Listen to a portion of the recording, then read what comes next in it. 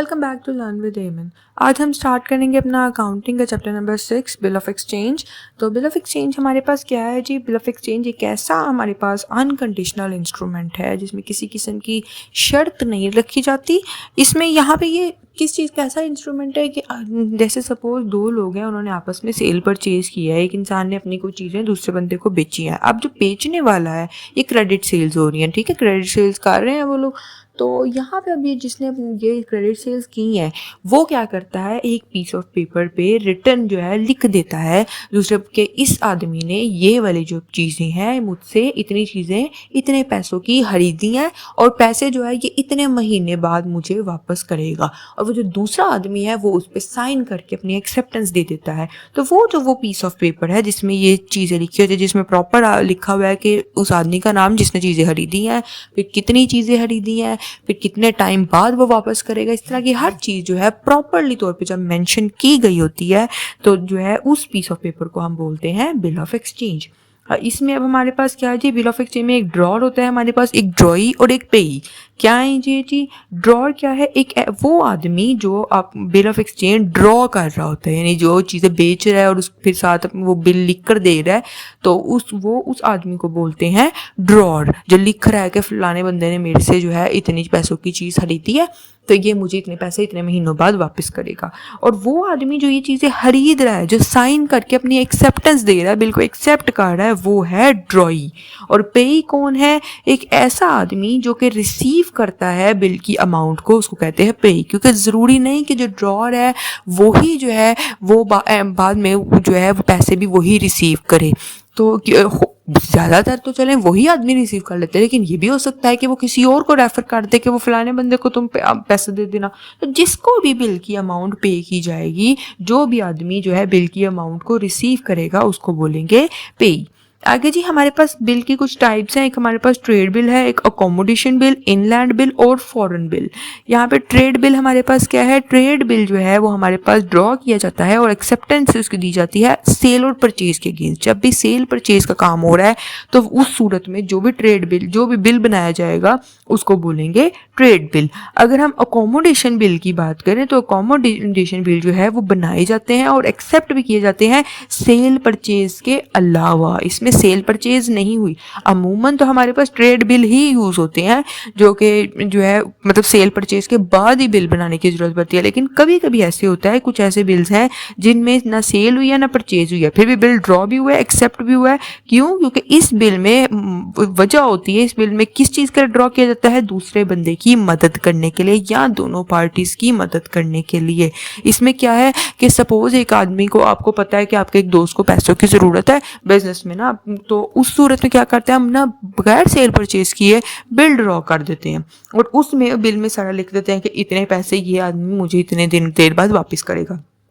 इससे हेल्प कैसी होती है कि जिसको आपने वो बिल आप पकड़ा देते हो ना, उस बंदे के पास वो बिल है, अब वो बंदा जो है ना वो बिल लेकर जाके बैंक को दे सकता है। तो जो उनसे जब मतलब उसने उस आदमी ने उसको एक्सेप्टेंस दे दी, एक्सेप्टेंस वाले ने, तो जिसने ड्रॉ किया था ना वो वाला जो है ना जाके बैंक को जाके बिल पकड़ा के बैंक से बिल डिस्काउंट करवा लेता है। बैंक से बिल डिस्काउंट कैसे होता है कि आप जाके बैंक को वो बिल बेच देते हो और उन्हें कहते हो कि उस आदमी ने मुझे पैसे देने हैं तो आप एक काम करना, आप लोग पैसे ले लेना मेरी बजाय। तो बैंक वो बिल एक्सेप्ट कर लेता है और बैंक आपको उतनी अमाउंट दे देता है। तो ये वो जो पैसों की जो जरूरत थी वो इस तरीके से पूरी हो जाती है। और अगर दोनों पार्टीज की हेल्प करनी हो तो दोनों ये चीज़ अकोमोडेशन बिल में होती है कि दोनों आदमी, सपोज पर्सन ए और पर्सन बी दोनों एक दूसरे पे बिल ड्रॉ करते हैं। पर्सन ए भी एक बिल ड्रॉ कर रहा है, पर्सन बी भी ड्रॉ कर रहा है और दोनों एक दूसरे के बिल्स की एक्सेप्टेंस भी दे रहे हैं। अब दोनों बंदे अपने अपने बैंक्स के पास जाके बिल्स को डिस्काउंट करवा लेते हैं। फिर जब बाद में वो टाइम आता है तो वो उतने ही पैसे जाके बैंक को दे आते हैं। तो इस तरह करके दोनों पार्टीज की मदद हो जाती है अकोमोडेशन बिल में। उसके बाद जी हमारे पास है इनलैंड बिल। तो इनलैंड बिल जो है हमारे पास कैसा बिल है? एक ऐसा बिल जिसमें ड्रॉर और ड्रॉई और पेई तीनों के तीनों जो हैं आपके पास सेम कंट्री में मौजूद हों।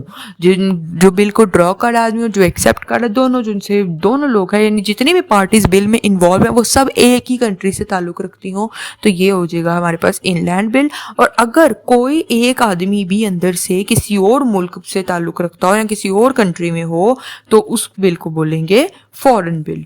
आगे जी हमारे पास टेनोर है। टेनोर क्या चीज़ होती है? तो टेनोर जो है हमारे पास वो टाइम पीरियड है जिसके बाद आपका बिल जो है पेएबल हो जाता है, यानी जो टाइम लिखा गया होता है ना, अमूमन 2 महीने 3 महीने, तो यानी जितना भी टाइम आपने लिखा हुआ है कि इतने टाइम बाद ये आदमी मुझे पैसे वापस करेगा, तो वो जब टाइम गुजर जाता है उस टाइम को बोलते हैं, वो टाइम वो टेनोर है कि जो ख़त्म हो जाएगा तो फिर जो है वो बिल आपका पेएबल हो जाएगा, उस आदमी को बिल पे करना पड़ेगा।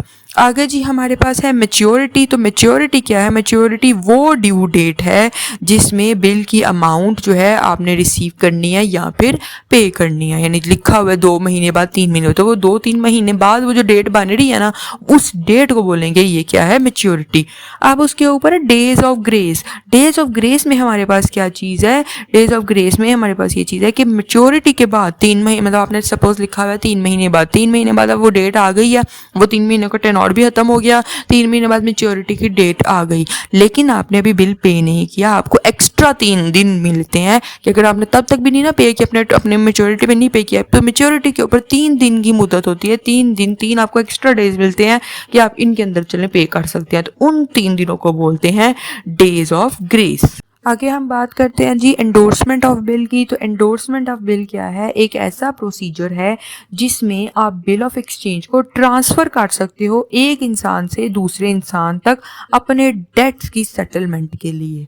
इसमें क्या चीज़ है? जैसे सपोज अब ए ने बिल ड्रॉ किया है, बी पे ड्रॉ किया, ठीक है, ए ड्रॉ है, बी ड्रॉई है, अब ए ने बी से पैसे लेने हैं, ठीक है, लेकिन अब ए ने सी को पैसे देने भी हैं, तो यहाँ पे क्या सूरत है कि जो ए है, जो पर्सन ए, वो जाके अपना बिल पर्सन सी को पकड़ा देता है, उसे कहता है कि मैंने बी से इतनी देर बाद पैसे लेने हैं, तो एक काम करो मेरी जगह तुम ले लेना, तो अब ए पीछे अंदर से हट जाता है और बी और सी का आपस में कनेक्शन हो जाता है। तो इस सूरत में क्या होता है कि ए ने अपना बिल जो है सी को इंडोर्स कर दिया है। आगे जी बात आती है जी डिसऑनर ऑफ बिल की। तो डिसऑनर क्या चीज़ है? जब बिल ऑफ एक्सचेंज जो है वो बिल ऑफ एक्सचेंज उस वक्त डिसऑनर होता है जब उसका जो एक्सेप्टर है वो पे करने से मना कर दे बिल के होल्डर को उसकी मैच्योरिटी डेट पे, यानी जब बिल की मैच्योरिटी डेट आती है या डेज ऑफ ग्रेस भी सपोज गुजर गए तो उस तब तक भी पेमेंट नहीं की गई, या हो सकता है टेनोर के अंदर अंदर ही वो जो आदमी है, जो ड्रॉई है, वो आकर उसको बता दे कि मैं तो अभी भी पे नहीं कर सकता, मेरे पास पैसे नहीं है, तो उस सूरत में वो जो बिल है वो डिसऑनर हो जाता है। देन उसके बाद जी हमारे पास है रीन्यूअल ऑफ बिल।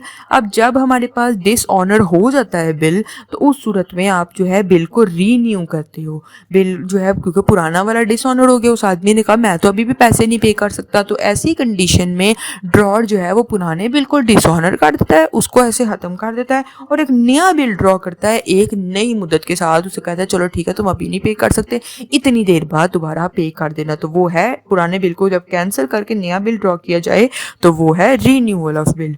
आगे जी हमारे पास है नोटिंग चार्जेस। तो वो छोटी सी फीस जो कि नोटरी पब्लिक जो है वो रिसीव करती है अपने बिल के होल्डर से, तो एक बिल के डिसऑनर होने की सूरत में, यानी जब बिल डिसऑनर हो जाता है तो तब अपने नोटरी पब्लिक को हमने जो है बिल वो पे करनी होती है, कुछ छोटी सी जो अमाउंट है, थोड़ी सी फीस जो है तो उसको जो है वो हमें पे करनी होती है। तो वो जो फीस हम पे कर रहे हैं नोटरी पब्लिक को, उस फीस को, उन चार्जेस को बोलते हैं नोटिंग चार्जेस, जो सिर्फ बिल डिसऑनर होने की सूरत में दिए जाते हैं। उसके बाद जी आगे हमारे पास है रिटायरिंग ऑफ बिल।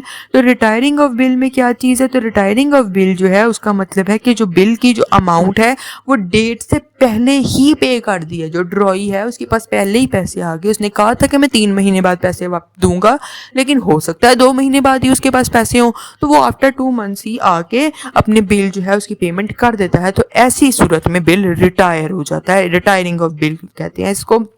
और जब बिल रिटायर हो जाए तो उस सूरत में जो ड्रॉर है वो अपने ड्रॉई को थोड़ा सा कंसेशन देता है जिसे हम बोलते हैं रिबेट।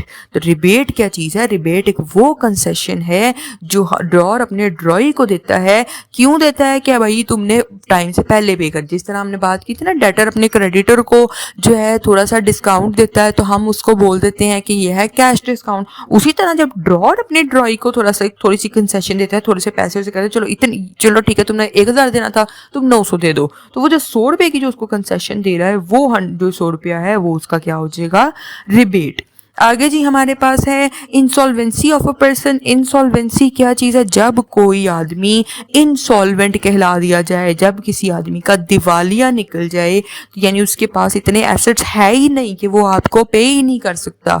जब ये चीज़ लीगली प्रूव हो जाए कि ये आदमी इंसॉल्वेंट है, यानी दिवालिया इसका निकल गया है, यानी ये जो आदमी है ये बैंकरप्ट हो गया है, जब प्रॉपर्ली डिक्लेयर कर दिया जाए तो उस आदमी को कहलाते हैं कि ये आदमी जो है इंसॉल्वेंट हो गया, उसे कहते हैं इंसॉल्वेंसी ऑफ दैट पर्सन। तो ऐसी सूरत में फिर वो जो बिल है ना आपका, वो ऐसे ही खत्म हो जाता है, उसको आपको पैसे नहीं वापस मिलते, ना उसकी कोई कंडीशन होती है कि आपको मिलेंगे।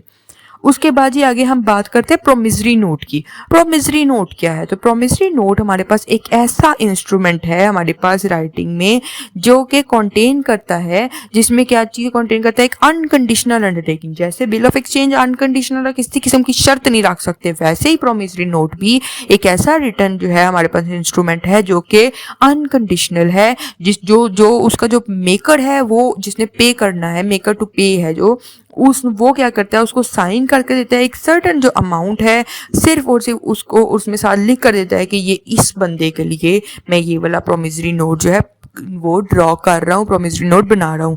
देखिए इसके वर्ड से ही हमें पता चलता है प्रोमिसरी यानी प्रॉमिस से निकला है। ये एक किस्म का वादा है। जब आपने किसी को कोई पेमेंट करनी है तो आप उसको लीगल वे में, आप उसको एक पेपर में प्रॉपर वो लिखते हो कि इतने पैसे हैं, मैंने इस इंसान को इतने में देने हैं। तो ये इसमें सेल परचेज का अंदर जिक्र नहीं बस आ जाता। तो लेकिन आपने किसी से पैसे लिए हैं और अब आपने उसको देने हैं, तो आप ये प्रोमिसरी नोट जो है, जो प्रॉपर जो है मिलता है उधर से अपनी कोर्ट से, तो वहाँ से जाकर लेके तो आप इसको लिख देते हो। तो ये है प्रोमिसरी नोट। आगे जी हमारे पास बारी आती है डेफिनेशन हमारे पास एक्सेप्टेंस ऑफ बिल। तो एक्सेप्टेंस ऑफ बिल में क्या चीज़ है? एक्सेप्टेंस हमारे पास एक ऐसी, यानी जब कोई भी जो ड्रॉर है वो जब बिल ड्रॉ करता है और ड्रॉई उस पर प्रॉपर साइन करता है, उसके बिल के फेस पे साइन कर देता है और उसमें ये चीज़ बोल देता है कि ठीक है, मैं ये मेरी लाइबिलिटी है, मैं ये पैसे पे करूँगा, तो वो हो जाएगा accepting of bill. Discounting of bill, इसकी बात मैंने पहले की थी, अब इसकी डेफिनेशन भी आ गई जी। डिस्काउंटिंग ऑफ बिल में हमारे पास क्या चीज़ है? यानी जब आपके पास बिल है, जो ड्रॉर जिसने बिल ड्रॉ किया था, अब वो बंदा जो है वो जाके अगर उसने तो कहा ठीक है मैं तुमसे 3 महीने बाद पैसे वापस लूंगा, लेकिन हो सकता है ड्रॉर को पहले ही ज़रूरत हो, तो ऐसे ही सूरत में जो ड्रॉर होता है वो जाता है अपने बैंक के पास और बैंक को जाके वो बिल बैंक से डिस्काउंट करवा लेता है। यानी एक हिसाब से हम कहें तो बैंक को बिल बेच आता है। वो उसे कहता है अच्छा ये 1000 रुपये का बिल है, एक काम करें आप मुझे 900 दे दें, वो जो 100 रुपया वो फिर वो बैंक की अपनी अर्निंग हो जाती है। वो 900 लेकर बिल को भेज जाता है, ठीक है जब 2 महीने बाद वो बंदा आएगा अब वो बैंक उनसे पैसे ले ले। तो ऐसी सूरत में हमारे पास क्या हो जाता है, हम अपने बिल को डिस्काउंट करवा लेते हैं। तो किससे? बैंक से। आगे जी हमारे पास है टर्म बिल। तो टर्म बिल में हमारे पास क्या है? तो ये जो ऐसे हमारे पास बिल्स हैं जो कि पेएबल होते हैं एक स्पेसिफिक पीरियड के ऑफ टाइम के बाद। तो वो जो टाइम पीरियड है जिसके बाद ये बिल जो है वो ड्यू होते हैं, उसको बोलते हैं उसका टेनोर या टर्म पीरियड। यानी ये एक हिसाब से वही जिस तरह टेनोर की डेफिनेशन थी, टेनोर में यही चीज़ था कि वो जो 2-3 महीने जो भी जितने के लिए बिल ड्रॉ किया जा रहा है उन 2-3 महीने को बोलेंगे बिल का टेनोर है। टर्म बिल में क्या चीज़ है? टर्म बिल में यानी एक स्पेसिफिक जो हमारे पास टाइम हमें बता दिया जाता है कि ये जो टाइम है ना, इसके बाद हम ये जो बिल है वो पेएबल हो जाएगा। यानी इसमें ये चीज़ एक ये टर्म आ जाती है कि इतने ही महीनों बाद होना है, इसको हम जो है नहीं कर सकते, डिसऑनर नहीं करेंगे। फिर उसके बाद ये डिमांड बिल है। तो डिमांड बिल टर्म बिल का बिल्कुल ऑपोजिट है। टर्म बिल में आपको बोला है कि ठीक है इतने टाइम बाद ही बिल होगा, उससे पहले आप मांगने नहीं आ सकते, उससे पहले नहीं आप कह सकते कि पैसे दो वापस। डिमांड बिल इसका बिल्कुल ऑपोजिट है। डिमांड बिल में किसी किस्म की कोई फिक्स डेट नहीं होती। इसमें क्या चीज़ है, कभी भी जो सा बिल का जो होल्डर है, जो हमारा ड्रॉर है, वो कभी भी आके ड्रॉई को कह सकता है ला दो मेरे पैसे वापस। तो ये चीज़ क्या है? हमारा डिमांड। तो बेटा ये थी हमारे पास बिल ऑफ एक्सचेंज की कुछ इंपॉर्टेंट डेफिनेशंस, जिसमें मैंने कोशिश तो यही की है कि मैं हर किस्म की जो डेफिनेशन है बिल के रिलेटेड उसको कवर कर सकूं। और अब इसके बाद नेक्स्ट हमारे पास है हमारा अकाउंट ये बिल ऑफ एक्सचेंज की प्रॉब्लम, जिसमें हम प्रॉपर जो है प्रॉब्लम को सॉल्व करेंगे। तो उसको हम सॉल्व करेंगे इंशाल्लाह अपनी नेक्स्ट वीडियो में, इसी वीडियो के पार्ट 2 में। अभी आज की वीडियो के लिए इतना ही।